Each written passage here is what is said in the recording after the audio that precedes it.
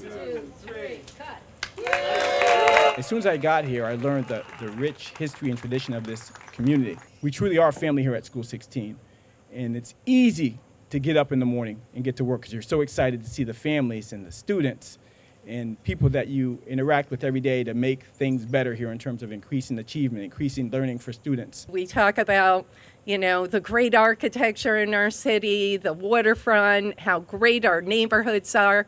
But the greatest thing about our city is exactly what's taking place here today, and that's the people of Troy. Yes, we have a new school here, a revitalized school, a renovated school. It's bricks and mortars. What makes a school are the families, are the children, the students, and the teachers. We can't wait to see the kids, and we can't wait to get to recess and throw a little football with them and play a little basketball and have lunch groups and all those things the little things that mean a lot, because those personal contacts, those important moments with students to make sure they're recognized and feel important, and to let them know and remind them that we're always here for them every step of the way.